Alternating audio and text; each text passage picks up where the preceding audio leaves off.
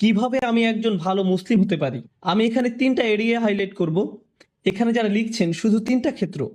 আপনি নিজেকে একটা বাস্তবসম্মত উপায়ে যেন বলতে পারেন, আমি অন্তত এই ৩টা জায়গাতে আগের চেয়ে ভালো এবং উন্নতি করেছি। প্রথমটা হলো ইবাদত। আমার প্রথম চিন্তাই হবে ইবাদত নিয়ে। আমার ফজর নামাজ কি আগের চেয়ে ভালো হচ্ছে? আমি কি অন্তত ঈশা আর ফজরটা সময় মতো সঠিকভাবে আদায় করতে পারছি? পুরুষদেরকে বলছি, আমি কি ফজরের জন্য উঠতে পারছি এবং মসজিদে যেতে পারছি? হয়তো এটা প্রতিদিন করতে পারছেন না, কিন্তু এটাকে একটা লক্ষ্য হিসাবে নির্ধারণ করুন। আপনাকে রাতে তাড়াতাড়ি শুয়ে পড়তে হবে। তরুণরা, আমি বলছি আপনি জীবনে কিছুই ঠিকমতো করতে পারবেন না যদি তাড়াতাড়ি না শুয়ে পড়েন। রাতে যে হুক্কা নিয়ে ওইসব উচ্চমার্গীয় কথাবার্তা আপনারা বলেন, সেগুলো এই উম্মাহকে কোনো কিছুতে সক্রিয় করবে না। আমি বলছি ওই সমস্ত গম্ভীর আলোচনা, ভালো ভালো কথা, তারপর আপনারা সকাল 10টায় ঘুম থেকে উঠে ফজর পড়ছেন। আপনার গত রাতের শর্মা আর হুক্কা নিয়ে বিশদ আলোচনা, এই উম্মাহ কি ওগুলোর কারণে জাগবে মনে করেন? ঠিক সময় ঘুমোতে যান, তাড়াতাড়ি উঠুন, ঠিক মতো ফজর পড়ুন, সকালে কোরআন পড়ুন। ইন্না কুরআন আল ফাজরি কানা মাশহুদা। নিয়ম করে ঠিকঠাক মতো কোরআন পড়ুন। আমরা দুনিয়া বদলানোর কথা বলি, কিন্তু আমরা একটা দিনের কার্যক্রমও বদলাতে পারি না। আপনি যদি আপনার দিন বদলাতে পারেন, তাহলে আপনার বছরও বদলাতে পারবেন, আপনার জীবনও বদলাতে পারবেন। আপনাকে আপনার দিন দিয়েই শুরু করতে হবে। ইবাদত অর্থে আপনার সকালটাকে ফলপ্রসূ করতে হবে। ইবাদতের একটা অংশ হলো, আমি বিশেষ করে এখানে তাদের অন্তর্ভুক্ত করব যাদের দূরদর্শিতা আছে।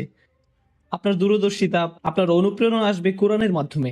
কোরআন আপনার হৃদয়ে থাকতে হবে।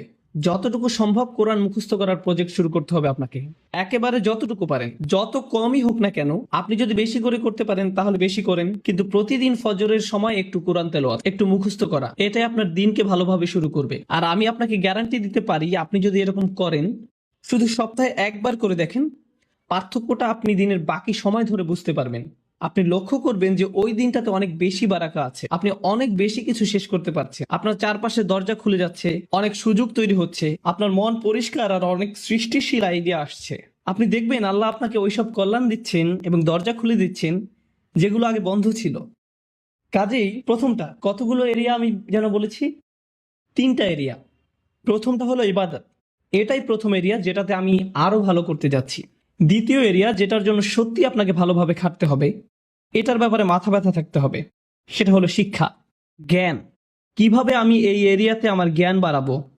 আমি জ্ঞানকে ইবাদত থেকে আলাদা করে দেখি, কারণ কিছু কিছু মানুষ জ্ঞান অর্জনের উপর এত বেশি ফোকাস করে যে তাদের ইবাদতের অবস্থা হয় খুবই শোচনীয়। তারা ইবাদত করে না, তাদের ধারণা তাদের জ্ঞান ইবাদতের শূন্যস্থান পূরণ করে দিবে। তারা অনেক তাফসির পড়ে, অনেক তাজউইদ জানে, কিন্তু তারা এমনকি তাদের সালাতেও কোনো মনোযোগই দেয় না। তাহলে সেই জ্ঞান আছে কিসের জন্য? আমি অগ্রাধিকার ভিত্তিতে এগুলো উল্লেখ করেছি।